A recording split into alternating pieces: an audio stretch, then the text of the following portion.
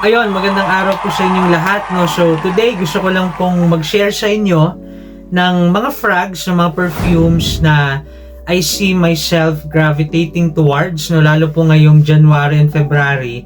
Now, para po sa karamihan, siguro sa understanding natin, sa tingin natin, no, ang December ang pinakamalamig sa Baguio. Well, hindi po, no, ang pinakamalamig ay January, lalo po February.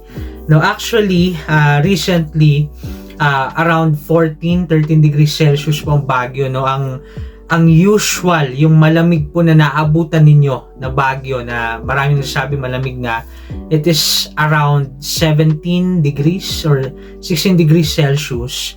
Pero ngayon po umabot na kami ng 14, 13, and bababa pa po yan, no, sa February. So there are frags, no, na I see myself, well, ako po kasi, no, I wear what I like, no, anytime, anywhere, no. Pero syempre para sa akin, no, meron ding mga frags na I see as mas maganda siya sa mas malamig na Baguio, parang ganun, no. And here are those frags, no. Gusto ko lang i-share sa inyo yung rotation na yon, yung mga frags na I see myself wearing, lalo po sa pinakamalamig na time ng Baguio. And before anything else, before I do that, no, gusto ko lang po i-share sa inyo yung scent of the day ko. Well, dalawa po ang nilayer ko, no. Ang scents of the day ko, scents of the day, number 1, this is of course, no, Cosa Nostra by René Atelier, no. This is more on the tobacco, and may booze note siya, may dry citruses, and meron siyang accord ng gunpowder pulbura, no. And I just thought of experimenting dahil may dry citruses siya, no. I thought na i-layer siya dito po sa Terra Essence ng Bulgari, no. Kasi this is an earthy, dry na utilization ng vetiver. May citruses, I believe meron siyang citron and calamansi sa top. So it's really dry, no. It's citrusy pero it's dry, no. It's dry, para siyang nabilad sa araw na calamansi, na citrus, parang ganun. So yeah, gusto ko yung layering niya, malakas talaga siya.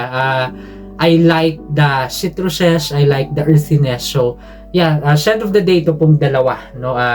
And yeah, let's go doon na po sa rotation, no. And number 1, this is called, ayun, Cigar Royale by The Boar Grooming Co. Meron na po akong individual review nito. This is the latest release, no, ng The Boar Grooming Co, no. Shout out Pops Eman Ibita. So ayun, this is basically tobacco based, no. And meron siyang rum, meron siyang fenugreek, no, yung note na may tendency na mag-amoy maple syrup, na nagbo-border minsan sa curry, parang ganun, no. And this one is more on the tobacco. Yung foundation ng frag na to is more on the tobacco. Lahat ng development, no, may tobacco kang maamoy, and it has smokiness, etc. And yeah, this is one of those frags na mas maganda for me personally na gamitin sa mas malalamig na Baguio. For me, siguro mas magsishine siya, mas makikita mo yung development ng notes and all, no. So that's number 1, no, Cigar Royale, no. Along with Salted Caramel Dream, again, no, yun yung mga newest release ni Sir Eman. So you could check out his shop sa Shopee, I believe meron dito sa TikTok and Facebook, no. You could message the page, no, The Boar Grooming Co, or of course directly kay Sir Eman Ibita. So that's number 1. And number 2, sabi ko nung review ko tong Cigar Royale, no, meron mga frags that slightly reminds me of Cigar Royale, no. And well, hindi naman siya parang once-to-one na reminder, no. Siguro yung mga tendencies niya, no, kasi may matamis to, may sweetness siya, no, na yung kinikreate nung rum with the fenugreek, etc. Isa sa nabanggit ko po is called Red Tobacco by the House of Mancera. Sikat to sa community. By the way, this is the screw cap version, no? So for me, no, I don't know how true is the reformulation talks about Mancera, no, pero so far, no, siya na-try ko sa Cedrat Boisé and dito po sa Red Tobacco, parang I don't know, parang mas smooth siya, no. But anyway, this is loud. Kilala to sa community na malakas talagang fragrance, no, and this is not for all. This one kicks off with warm cinnamon, no, and may pear, may apple, I believe, and naglalaro siya sa patchouli, may oud, no. So it's really strong, no? It's really strong and sweet, no. If you have tried, no, halimbawa yung frags like Carlisle, no, ng Parfums de Marly, or even Triumph of Bacchus ng Argos, no, you would get the idea of the scent profile ng Red Tobacco ng Mancera. And siguro this one is louder lang. And with that, no, mas gusto ko siya. Ginagamit ko rin to, no. Nagamit ko na rin siya sa mainit na Baguio. Pero I see myself na siguro na mas may utilize ko siya sa malamig talaga na Baguio. So that's number 2. This is called Red Tobacco by the House of Mancera, no. Speaking of, no, siguro mas maganda na you hunt down the screw cap version, no, kasi para sa akin, ewan ko lang, parang mas kalat yung magnetic. Well, that's just me, no. So yeah, Red Tobacco by the House of Mancera. At yung pangatlo po, no, this is called Ebon Fumé by the House of Tom Ford. So Ebon Fumé, no, this one for me, no, is like a combination of Mermestir, no, ng Tom Ford din, no. If you have tried Mermestir, no, really commendable frag, no, one of those that I like sa Tom Ford, no. And also a combination combined with leather blend ng Davidoff, no. I believe na feature ko na siya once or twice nito sa contents natin, no. So yeah, para siyang ganun sa akin. So with that, no, it has leather tendencies, no, it has boozy tendencies, pero basically it's utilization ng Palo Santo note, no. Yung Palo Santo, if you have tried, I believe Paragon ng Initio, no, yung woody, may slightly sweet na note, no, pero it has parang warm citruses yung note na yun, yung Palo Santo. Maganda yung paggamit ng Paragon doon, eh. Although Paragon parang mas ano siya, parang less sweeter take ng Palo Santo. And this one, no, kasi meron din siyang parang more on the woody notes, no, and meron siyang tinatawag na ebony wood or tree, no. I believe that's a woody note na medyo amoy varnish konti, no. It's dark basically, no, and may pagka-varnish yung amoy niya. So yeah, this is smoky, no, this is leathery, this is definitely woody, no, and may sweetness, no, may boozy tendency siya. So yeah, this is great lalo sa malamig, no. Mas nagsha-shine yung woody aspects niya, no, yung leathery aspects niya pag malamig. So this is Ebon Fumé by the House of Tom Ford, and we are on our fourth one.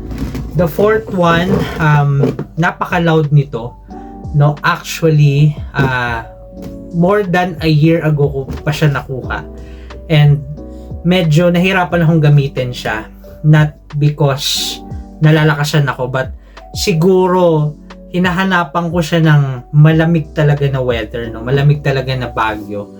So this one is called, no, if you have tried halimbawa Imperium, no, same house, this is Electimus London's Octavian, no. So Octavian, this is basically oud rose saffron combo, no, para siyang combination. If you have tried The Night ng Frederic Malle plus Portrait of a Lady, pero yung Portrait of a Lady, it's more of the rose, eh. This one, it's more of the oud, parang ganon, no.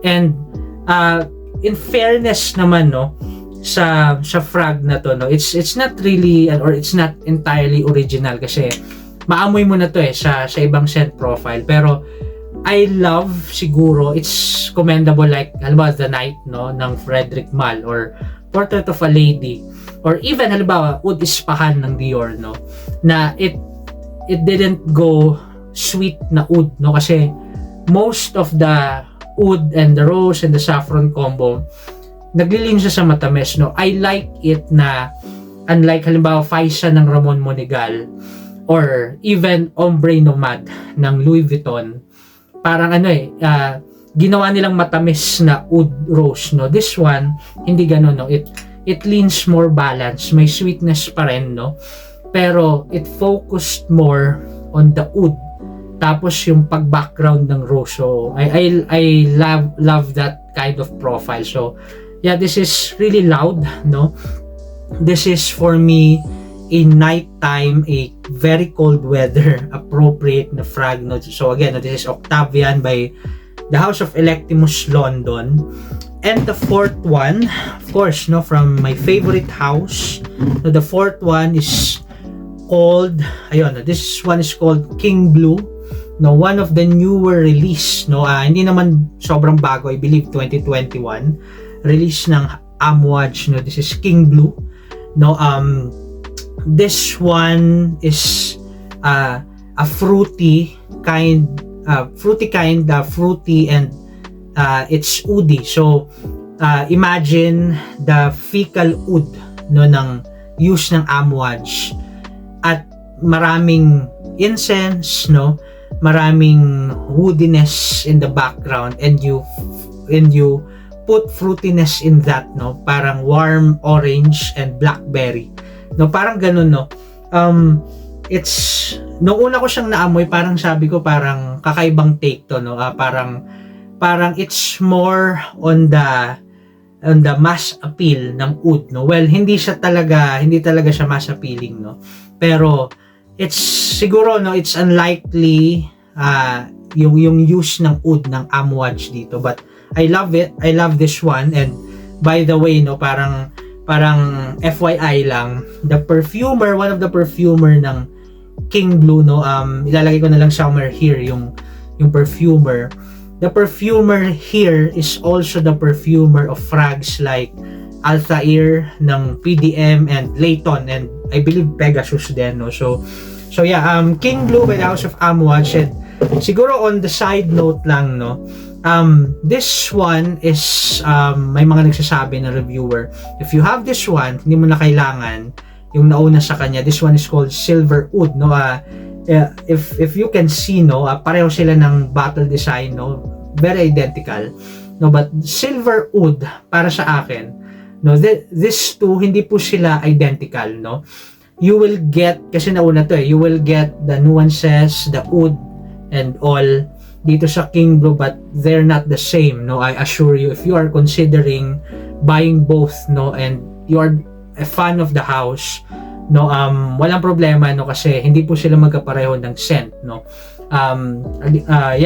Anyway, no, Silver Oud is smoky, and it focuses on the Nagar Motha, no. Yun yung note na utilize niya, and meron siyang fecal background, parang gano'n, no. So yeah, this is also a strictly nighttime cold weather kind of scent, no, and definitely susuot ko rin to lalo ngayong panahon, no. So yeah, this is the fifth one. Yeah, I believe, fifth one, King Blue by the House of Amouage, no. And the next one na I see myself wearing, no, lalo ngayong malamig talaga na weather, this is called Interlude 53, again by the House of Amouage, no. This is basically an ambery perfume, no. This is the amber take ng Amouage, no, and it has lots of spiciness, no. It has a complex backbone ng basil, no. I believe meron siyang anise, no, and lots of warm and fresh spices, no. If you have tried Royal Tobacco ng Amouage, you would feel, you would understand yung complexity na sinasabi ko, no. It has oud, lots of incense, no. Yun yung kanyang composition, and kaya siya interlude 53 kasi believe it or not, no, it is composed of 53% perfume oil concentration.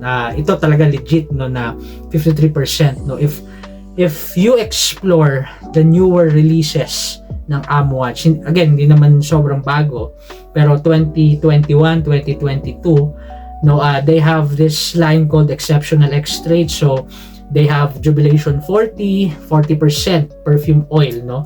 They have Epic 56, yung mga frags na yun, no, it's on the higher perfume oil concentration. So gusto ko tong bigyan ng separate review, no, comparing it to the OG, no. This one is of course the Blue Beast. This is Interlude Man. If there are frags for me that would best represent the House of Amouage, no, isa po ito doon, Interlude Man, no. This feels really Amouage to me, no, itong Interlude 53, and gagawin ko sila ng separate review. I also have Interlude Black Iris, so i-explain natin yon, kung yung process, no, ng Amouage in producing the exceptional extracts. But yeah, on the side note din, no, para sa akin, no, unlike yung in-explain ko kanina sa King Blue and Silver Oud, para sa akin, these two are really close, no.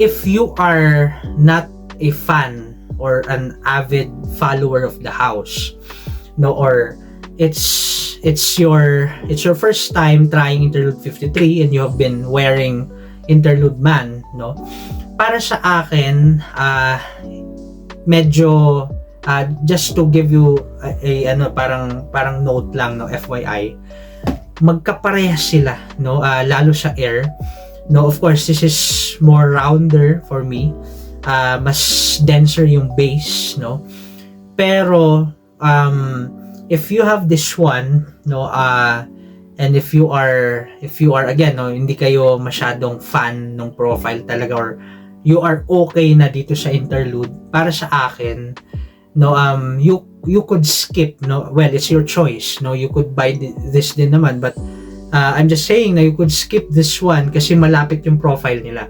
But you would notice na this one is really loud.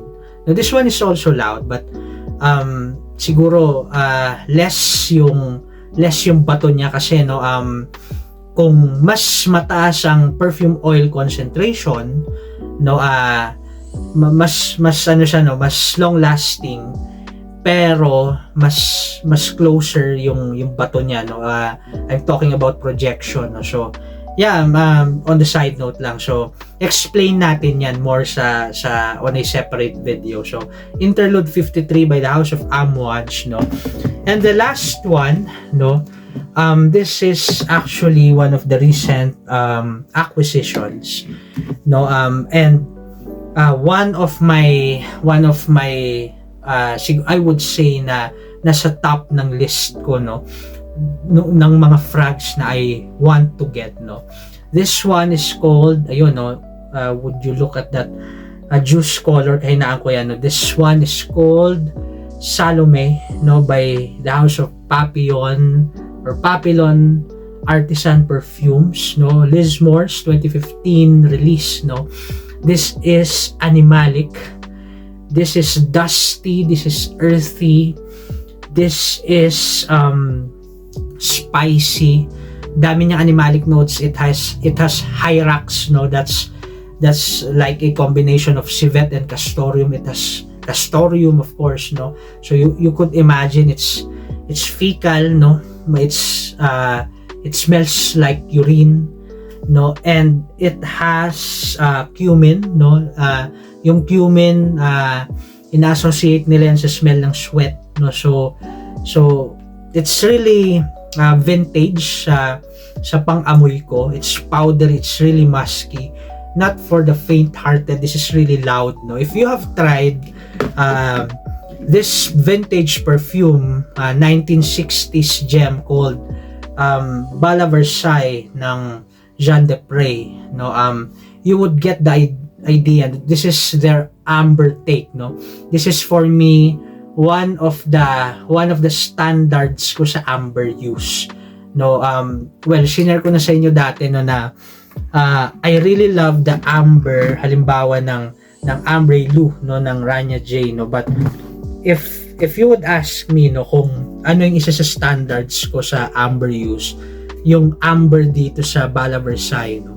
So yeah, again, no, Bala Versailles, no, this Salome is, imagine, no, Salome is the dirty, skanky, dusty brother ng Bala Versailles. So para sa akin, no, mas gusto ko siyang gamitin, no.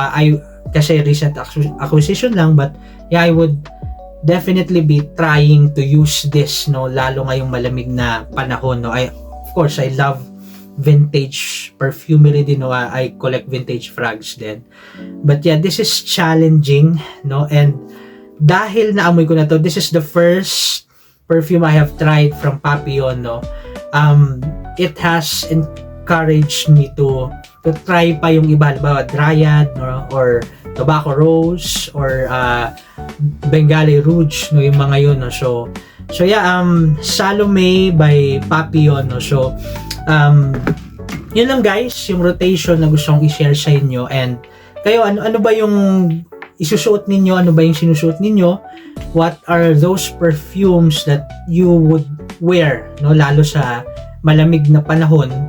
Or halimbawa nagbagyo kayo ngayong January, February, lalo February pa nagbenga dito sa Baguio, no? So what will you be wearing? So yun lang guys, no. If you find this content helpful, interesting, please do consider liking, sharing, and subscribe. Maraming salamat po at ingat po kayo.